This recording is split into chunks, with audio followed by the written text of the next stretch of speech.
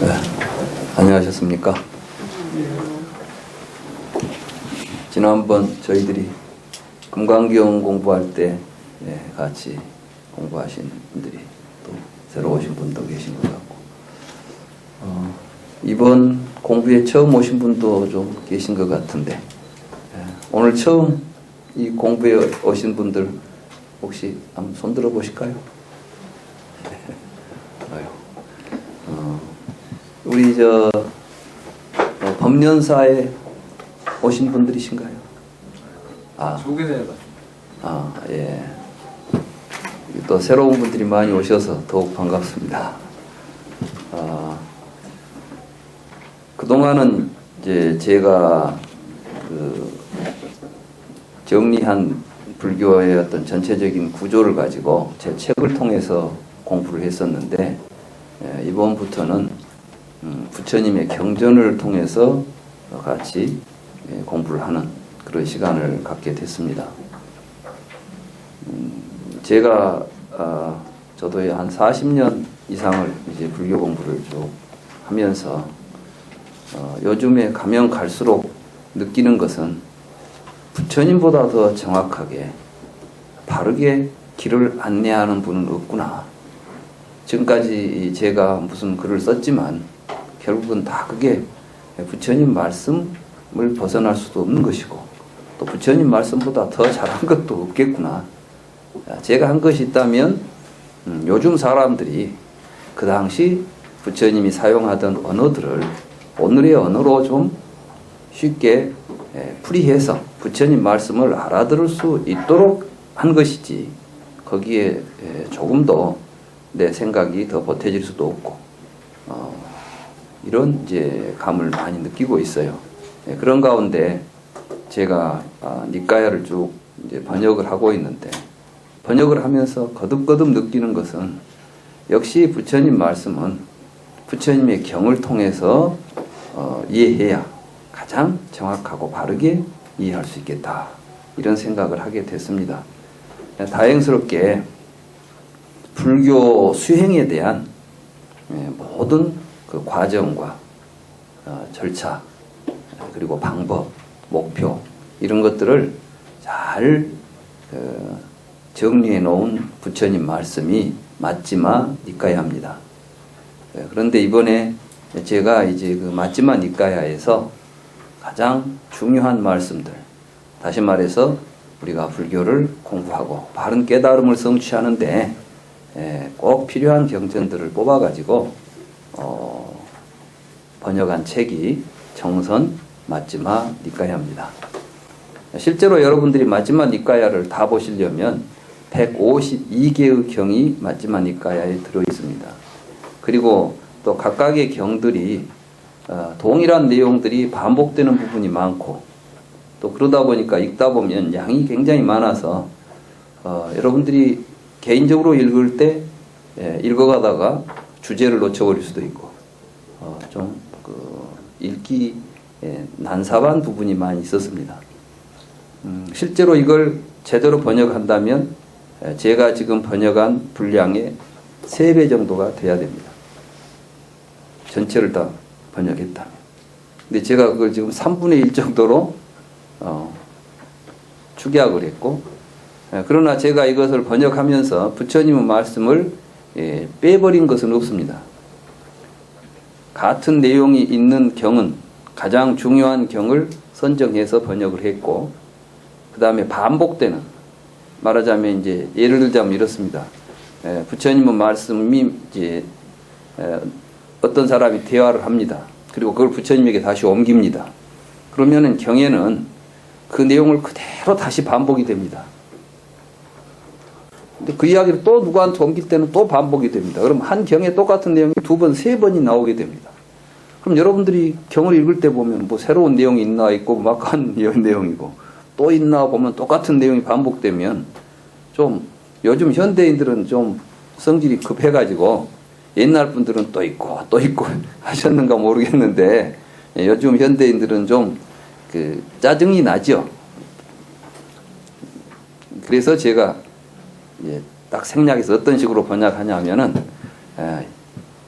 그때의 그 상황을 그대로 부처님께 잘 말씀드리니 뭐 이런 식으로 말하자면 아까 했던 이야기를 부처님에게 그대로 잘 전달해 드리니 부처님께서 이런 식으로 이제 그 좀 정리를 해버렸죠. 그러면은 많은 부분 좀 부처님 그 경에 나온 내용은 빠지지 않으면서도 양은 많이 줄어들지 않겠습니까? 또는 만약에 이제 우리가 선정에 대한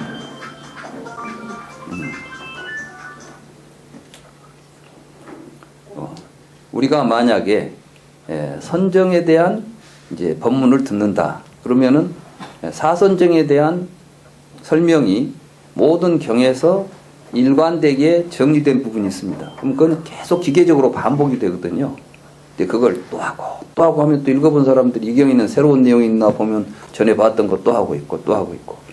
그래서 이제 어느 경에 말씀하신 바와 같이랄지 또는 이와 같이 사선정을 말씀하시니 이렇게 해서 이제 이미 이 경에 나와 있는 내용이 다른 경에 반복되고 또 반복되어서 여러분들이 경을 읽어가는데 너무 지루하게 느끼겠다 싶은 부분은 제가 기술적으로 생략해 가면서 번역을 했던 것이죠.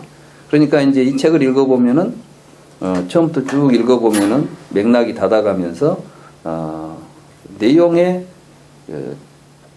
변화는 없지만 양의 변화는 있다는 것이죠. 그래서 이런 이제 기법을 좀 사용해 가지고 제가 번역을 하고 있는 게 정선 니까야 번역입니다. 그래서 첫째 처음에 제가 디가니까야를 그런 식으로 번역해 가지고 한 권의 책으로 엮었었고 이번에 이제 마지막 니까야는 보니까 워낙 경이 많고 사실은 디가니까야보다 마지막 니까야는 경의 양이 훨씬 많습니다. 한 3배 정도 더 많은 경입니다.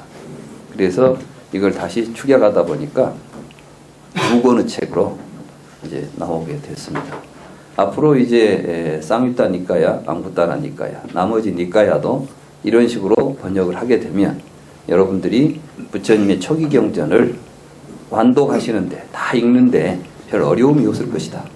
그리고 부처님의 말씀을 우리가 직접 들어보고 이제 같이 한번 이야기해보자는 겁니다. 지금 우리 주변에서 불교를 이야기하고 또 불자로서 불교에 대해서 공부한다고 하시는 분들이 실제로 부처님 말씀을 직접 자기가 보거나 듣거나 하지를 못합니다. 그래서 자기를 가르쳐주는 어떤 제3자를 통해서 다시 말해서 자신이 신뢰하는 스승을 통해서 부처님 말씀을 듣게 되지요. 그러다 보니까 부처님의 말씀이 전달된다기보다는 그걸 전해주는 사람의 생각이 전달되고 그러다 보니까 이제 그 생각이 틀리게 되면은 서로 다투게 됩니다. 실제로 저에 대해서도 상당히 많은 비판이 있다는 걸 압니다. 노골적으로 저를 비판하는 글도 제가 읽었습니다. 말하자면 나는 되먹지 않은 해석을 하고 있다. 이런 식의 글도 제가 읽었습니다. 읽으면서 제가 느낀 것은 정말 이분이 스스로 부처님의 경전들을 제대로 읽었다면 이런 말씀을 할 수가 있을까? 이런 생각을 하게 됐어요. 그래서 저는 비판을 저를 하고 안 하고는 저는 별로 상관을 하지 않습니다. 왜냐하면은 나를 비판한다고 해서 무슨 의미가 있겠어요? 그렇잖아요? 중요한 것은 불교 공부하시는 분들이 부처님의 가르침을 통해서 스스로 바른 길을 찾아가는 게 중요하지. 저는 이제 거기에 제가 여러분들에게 도움을 주고자 하는 것이지 내가 맞다 틀리다라는 것은 별로 중요하지 않습니다. 저는 다만 제가 공부했고 제가 불경을 읽은 관점을 여러분들에게 보여주고 여러분들이 혹시 공부하는데 도움이 된다면 좋겠다 하는 심정으로 이야기하고 있을 뿐이기 때문에 제가 맞다 틀리다 이런 것은 저하고는 별로 관계가 없습니다. 그래서 그런 비판의 글이 나와도 제가 거기에 대해서 변명을 한다거나 해명을 하려고 하는 생각조차 없고 이런 분도 있는가 보구나 또 그럴 수도 있겠구나 저는 다만 그렇게 생각하고 있을 뿐입니다. 그런데 이제 이렇게 번역이 됐으니까 우리가 이 부처님의 말씀을 직접 같이 공부하면서 바른 지견을 얻어갔으면 좋겠다. 이게 이번 저와 함께 읽는 ματ지마 니까야에서 제가 여러분들과 함께 하고자 하는 공부의 목표입니다. 그 다음에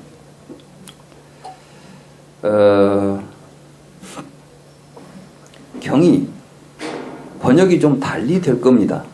다른 사람들과 다르게 번역이 되어 있을 겁니다. 제가 번역한 경의 내용이.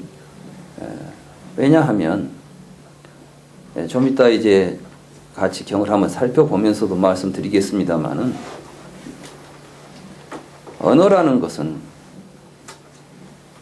우리가 가지고 다니는 하나의 개념인데 이 개념은 굉장히 많은 의미를 가지고 있습니다.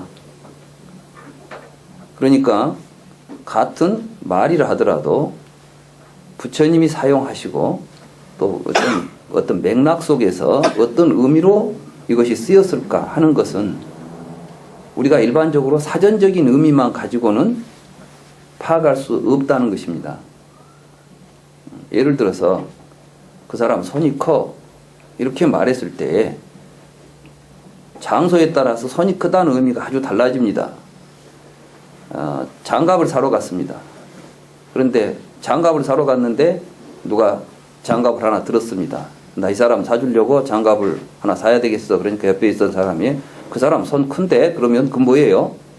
그 장갑 가지고는 안 되겠어. 더 큰 장갑을 골라야 되겠어. 이렇게 말해야 되겠죠.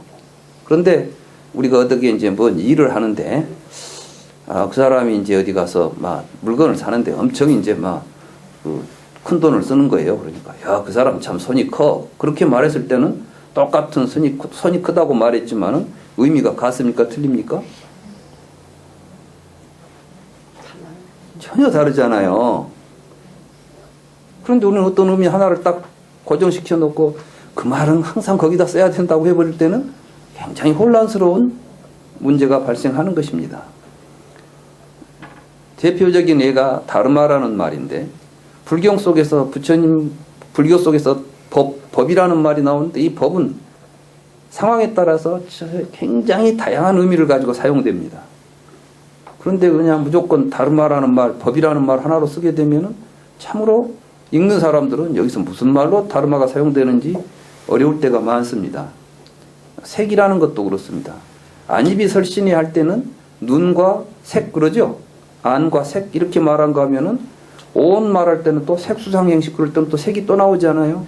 그러니까 온이라는 개념 속에서 사용되는 색이라는 개념하고 육입처나 육근하고 관계에서 사용되는 육경이나 육외입처라는 개념으로 사용될 때의 색 개념은 또 다른 개념이지 않겠습니까? 이렇게 그 단어가 어떤 사상이나 종교 속에서 사용될 때는 각기 다릅니다. 똑같은 지바라고 하는 개념이 있습니다. 생명이라는 개념이죠.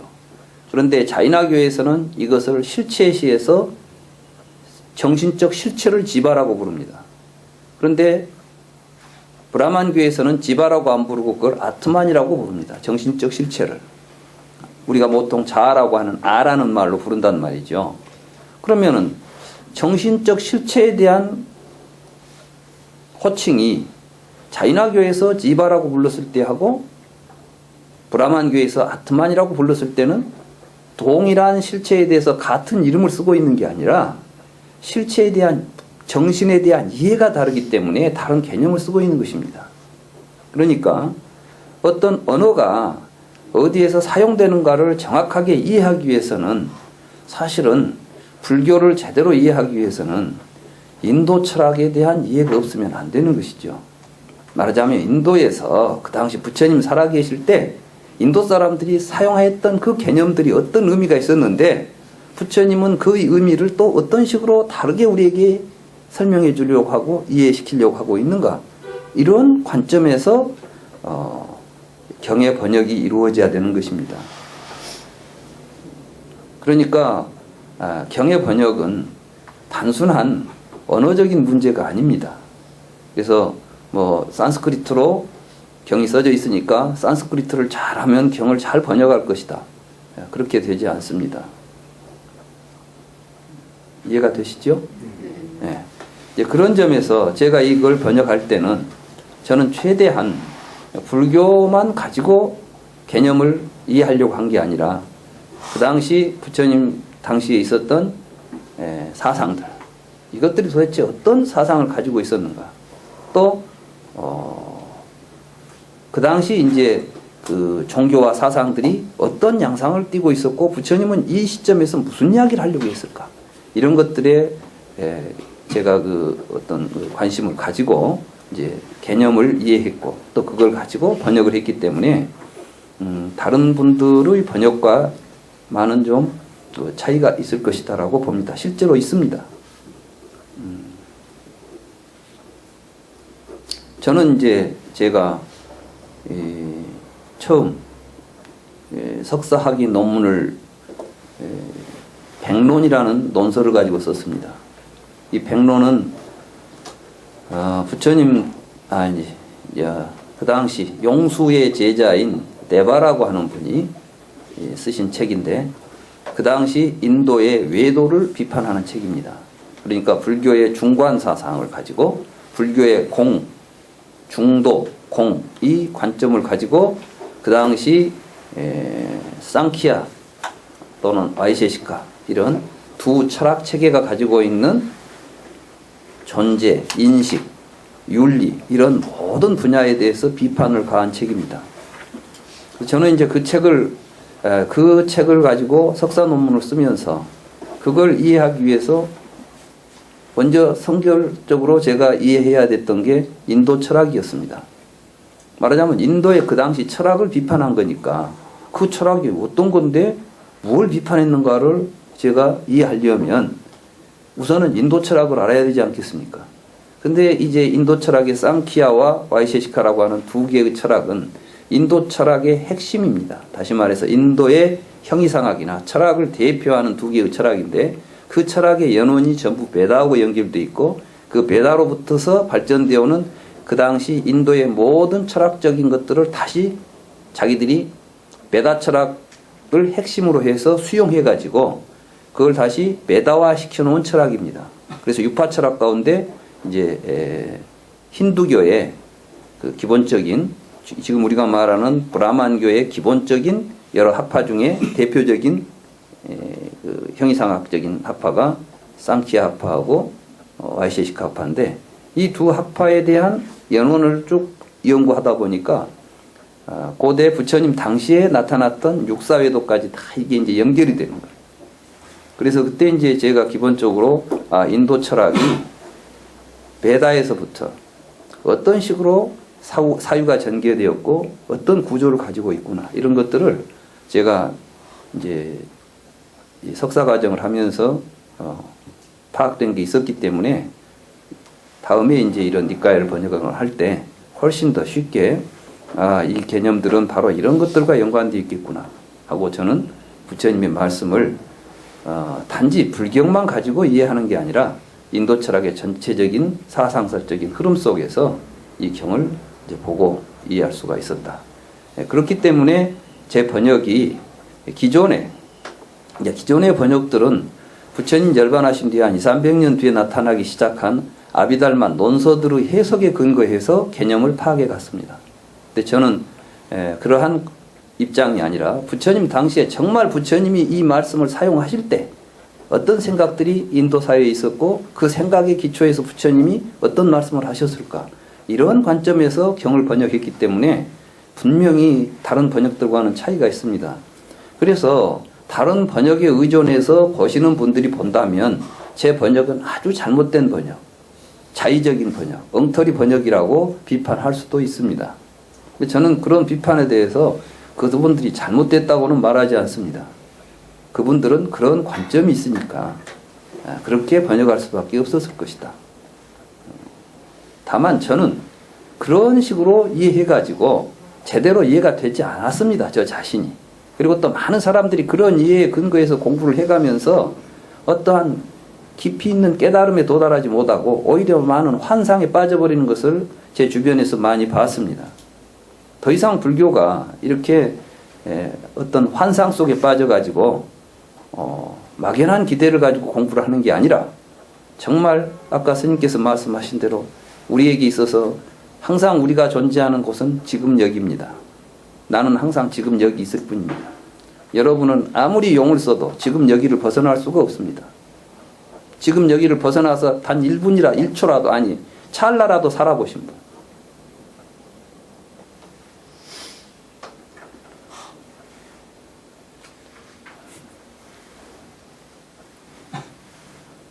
그 지점을 정확히 보는 게 불교입니다.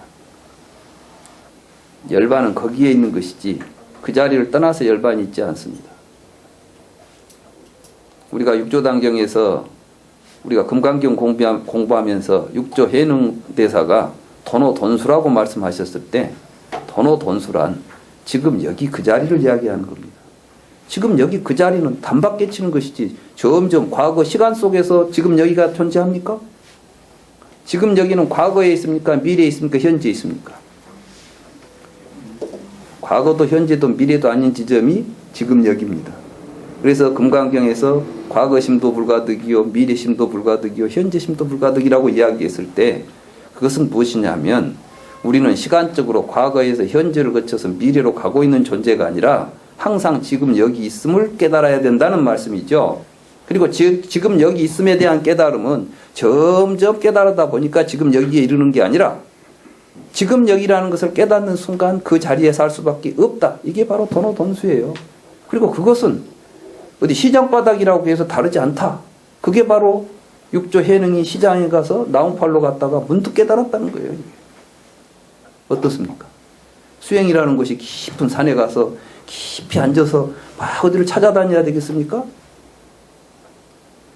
여러분들은 지금 여기에 있습니다. 여기를 정확하게 파악할 수 있는 자리가 깨달음입니다. 그런데 그동안 우리들에게 수행으로서 제시된 것은 마치 오랜 수행을 해가지고 막 무겁을 거쳐서 어디 가면은 뭐가 새로운 것이 나올 것처럼 시간 여행을 통해서 도달해야 될 어떤 지점처럼 또는 공간을 이동해서 우리가 가야 될 어디 다른 지점처럼 우리에게 이해되고 있었지 않았습니까? 그래서 이런 것들로부터 벗어나서 항상 우리가 살고 있는 지금 여기를 잘 보고 그 자리에 충실하게 그래서 항상 그 자리에서 우리가 행복할 수 있다면 지금 여러분 마음이 불행합니까? 지금 여기에 있는 여러분들의 마음으로 한번 살펴보십시오.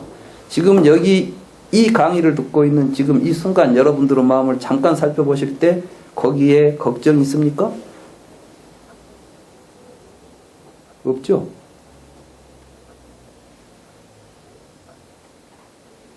그래요. 사실은 지금 여기에는 아무것도 없습니다. 근데 여러분들의 마음이 과거로 가면 후회가 생기고 미래로 가면 걱정이 생깁니다. 그렇습니까? 지금 여기만 잘 지키고 산다면 우리는 해탈입니다. 어렵게 가니까 문제가 생기는 거죠. 사실은 많은 말씀들이 그걸 우리에게 이야기합니다. 그래서 이제 우리가 한번 이 경을 통해서 한번 살펴보자고요. 저는 경을 읽다 보니까 모든 경이 바로 그 지점을 향해 있다는 걸 보고 있습니다. 그래서 이번 공부를 통해서 우리가 가야 될 지점은 지금 여기입니다. 항상 오셔서 지금 여기를 확인하시는 그러한 공부가 이번에 될 것이다. 이런 생각을 하고 있습니다. 그러니까 어려울 건 없겠죠. 여러분들이 내가 있지도 않고 나하고 전혀 관계도 없는 데를 가려고 하면 힘들겠지만 언제나 내가 있었고 항상 있고 떠날 수도 없고 버릴 수도 없는 그 지점을 우리가 보자는 것이니까 그러니까 그 지점은 다른 사람을 통해서 봐야 되겠습니까? 나 자신을 통해서 봐야 되겠습니까? 자신을 통해서. 예. 그래서 부처님께서 돌아가실 때 남에게 의지하지 마라. 너 자신에게 의지하라. 그리고 다른 것에 의지하지 말고 내 가르침에 의지하라. 그때 부처님의 가르침은 무엇이었다고요? 바로 지금 여기에서 항상 행복한 사람을 보여주는 가르침이다. 내 가르침에 의지해야 된다. 그 말은 다른 말로 말하면 너 자신에게 의지해야 된다는 말하고 동의어입니다. 단어는 틀리죠? 내 가르침에 의지하라는 말을 했으니까 두 가지를 이야기한 것 같죠? 사실은 한 가지를 이야기한 겁니다. 이게 부처님의 말씀이에요. 그래서 우리가 이제 그런 공부를 앞으로 같이 하게 될 것입니다. 그리고 이 공부는 그래서 이번부터는 제가 그동안은 혼자 2시간 동안을 하니까 저도 좀 피곤하고 여러분들은 또 거의 자기 반성이 없이 받아들이기만 하잖아요. 근데 불교 공부는 자기 자신에게 의지해야 된다고 그랬잖아요. 그러니까 제가 1시간 동안은 부처님의 가르침을 알려줄 겁니다. 그러니까 이것은 부처님의 법에 의지하고 그 다음에 1시간 동안은 자기 자신에게 의지하는 시간을 가질 것입니다. 그러면 이 가르침을 우리가 스스로 자신에게 반조해서 한번 살펴보는 시간을 갖고 그 다음에 나누는 시간을 가질 것입니다. 함께 이 법문을 나는 듣고 그동안 그걸 또 생각의 안으로 성찰해 보니까 이게 성찰이 반야입니다. 성찰해 보니까 이런 걸 느꼈다.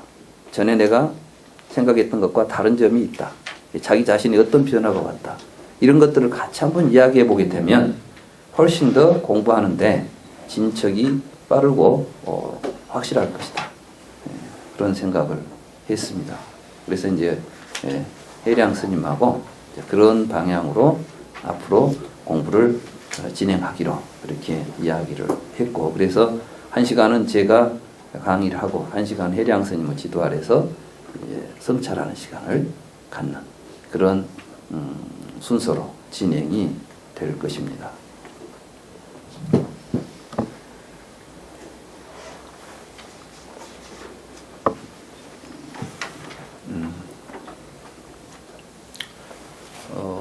오늘은 근본 법문경을 한번 읽어보고 그리고 이 근본 법문경의 내용에 대해서 같이 생각해보는 시간을 갖겠습니다. 참고로 말씀드린다면 이 경이 불교 공부하는 데 있어서 가장 중요한 경입니다. 이 경을 정확하게 이해해야만 앞으로 우리가 공부를 해갈 수가 있습니다. 그래서 이름이 근본 법문입니다. 경은 길지 않기 때문에 같이 합송을 하겠습니다. 24절에 이와 같이 나는 들었습니다. 같이 소리를 내서 마음을 모아서 부처님의 말씀을 우리가 다시 듣는다는 그러한 마음으로 같이 합송을 하도록 하겠습니다. 이와 같이 나는 들었습니다. 한때 세종께서는 묵가따의 수바가 숲속에서 가장 큰 쌀라나무 아래 머무시었습니다. 그곳에서 세종께서 비구들이여라고 비구들을 불렀습니다. 비구들은 존경하는 스승님하고 대답했습니다. 세종께서 말씀하셨습니다. 비구들이여, 그대들에게 모든 가르침의 근본이 되는 법문을 설하겠소.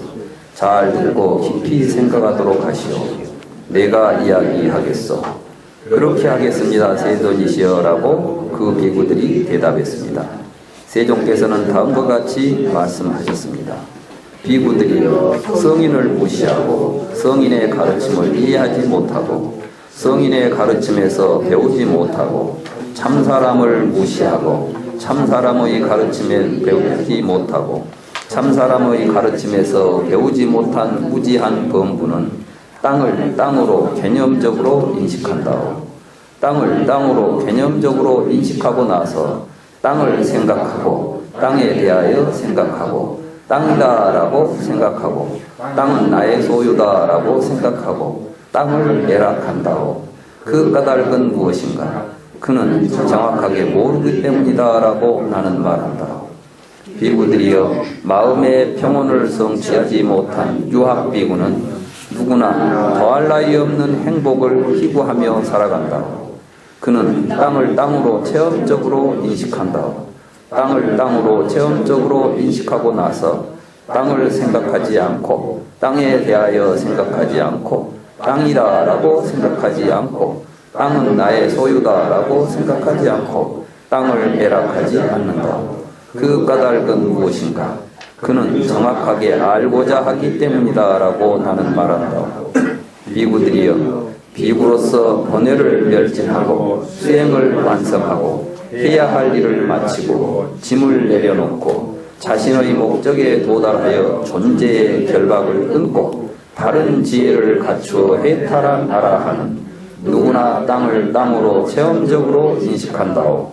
땅을 땅으로 체험적으로 인식하고 나서 땅을 생각하지 않고 땅에 대하여 생각하지 않고 땅이다라고 생각하지 않고 땅은 나의 소유다라고 생각하지 않고 땅을 애락하지 않는다오. 그 까닭은 무엇인가? 그는 정확하게 알고 있기 때문이다라고 나는 말한다. 비구들이여 번뇌를 멸진하고 수행을 완성하고 해야 할 일을 마치고 짐을 내려놓고 자신의 목적에 도달하여 존재의 결박을 끊고 다른 지혜를 갖추어 해탈하라 하는 누구나 땅을 땅으로 체험적으로 인식한다오. 땅을 땅으로 체험적으로 인식하고 나서 땅을 생각하지 않고 땅에 대하여 생각하지 않고 땅이다라고 생각하지 않고 땅은 나의 소유다라고 생각하지 않고 땅을 애락하지 않는다오. 그 까닭은 무엇인가? 탐욕이 지멸하여 탐욕에서 벗어났고 분노가 지멸하여 분노에서 벗어났고 어리석음이 지멸하여 어리석음에서 벗어났기 때문이요. 비구들이여 아라하니며 등정각인 열애는 땅을 땅으로 체험적으로 인식한다고. 땅을 땅으로 체험적으로 인식하고 나서 땅을 생각하지 않고 땅에 대하여 생각하지 않고 땅이다라고 생각하지 않고 땅은 나의 소유다라고 생각하지 않고 땅을 애락하지 않는다오. 그 까닭은 무엇인가? 열애는 정확하게 알기 때문이다라고 나는 말한다오. 비구들이여 아라하니며 등정각인 열애는 땅을 땅으로 체험적으로 인식한다. 땅을 땅으로 체험적으로 인식하고 나서 땅을 생각하지 않고 땅에 대하여 생각하지 않고 땅이라고 생각하지 않고 땅은 나의 소유다라고 생각하지 않고 땅을 애락하지 않는다오. 그 까닭은 무엇인가? 열애는 기쁨이 괴로움의 뿌리라는 것을 알고 있으며 유로부터 생이 있고 유정에 노사가 있다는 것을 알기 때문이요. 비구들이여 그래서 열애는 어떤 경우에도 갈망하는 마음을 지멸하고 소멸하고 단념하고 포기하여 무상의 등정각을 몸소 깨달은 등정각이다라고 나는 말한다. 물, 불, 바람, 유정, 천신들, 생주, 엄천, 광음천, 변정천, 광과천, 승자천, 공무변처, 식무변처, 무소유처, 비유상, 비무상처, 보인 것, 들린 것, 사량된 것, 인식된 것, 단일성, 다양성, 일체, 열반에 대해서도 마찬가지로 말씀하셨습니다. 이것이 세존께서 하신 말씀입니다. 그 비구들은 세존의 말씀에 만족하고 기뻐했습니다. 이해에 어려움은 없죠? 근데 이제 내용이 뭔가는 좀 아직 확실하지 않죠? 그러나 여러분들이 읽으면서 무슨 말인지 모르겠다. 이렇지는 않을 거예요. 사실은 제가 이제 꺽쇠로 물, 불, 바람, 유정 이것들도 마찬가지로 말씀하셨습니다라고 했죠. 네. 이게 지금 이제 땅에 대한 이야기 했지 않습니까? 또 물에 대해서 반복됩니다. 그러니까 지금 이게 물, 불, 바람, 유정, 천신, 생주, 범천, 광음천, 변정천 그러니까 이 분량이 한 10배가 되는 경이에요. 이 경이. 이게 이제 또 물도 그렇다, 불도 그렇다 전부 반복이 됩니다. 이거 한번 읽어보려면은 굉장히 복잡하잖아요. 여러분들이 이제 읽으려면 이것보다 10배가 되는 걸 제가 10분의 1로 축약해서 번역을 해버린 거예요. 그럼 이제 그럼 여기서 지금 왜 갑자기 부처님은 땅, 물, 불, 바람 이런 이야기를 하고 계실까요? 그리고 여기서 또 개념적으로 인식한다는 말하고 체험적으로 인식한다는 말을 하시잖아요. 근데 개념적으로 인식한다는 말은 제가 번역어로 쓴 말이고 여러분들이 어떤 다른 번역들을 봐도 개념적으로 인식한다라고는 번역되지 않습니다. 왜냐하면 제가 개념적으로 인식한다라고 번역한 말은 산자나띠라는 말을 번역한 겁니다. 그런데 산자나띠라는 말을 여러분들이 사전에 찾아보면 뭐 지각한다 뭐 이 정도로 번역이 됩니다. 그리고 체험적으로 인식한다라는 말은 아비자나띠라는 말을 번역한 겁니다. 아비자나띠라는 말이 사전적으로는 뭐 정확하게 한다, 뭐 체험적으로 한다 이 정도인데, 그러면 산자나띠와 아비자나띠가 도대체 왜 이 두 개념을 대비해서 쓰고 있잖아요. 부처님께서 이 경에서 가장 중요한 것은 앞에 나오는 뭐 물이냐 불이냐 이런 게 중요한 게 아니고, 이 경의 핵심은 산자나띠는 무엇을 의미하고 아비자나띠는 무엇을 의미한가, 이것을 먼저 정확하게 구분할 줄 알아야만 이 경이 이해가 되는 것입니다. 그러겠죠? 네. 그러니까 이 경을 번역할 때 제가 가장 먼저 해결하고자 했던 것은 산자나띠는 부처님이 지금 무엇을 산자나띠라고 하고 있고 무엇을 아비자나띠라고 하고 계실까? 왜 여기서 지금 이것이 불교의 근본이라고 하고 있을까? 그러면 이 말은 무슨 말씀이냐면, 부처님의 모든 말씀은 이제 산자나띠와 아비자나띠의 구조 속에서 산자나띠 하지 말고 아비자나띠 하자는 말씀을 하고 계신 것이다, 이 말이죠. 아시겠어요? 네.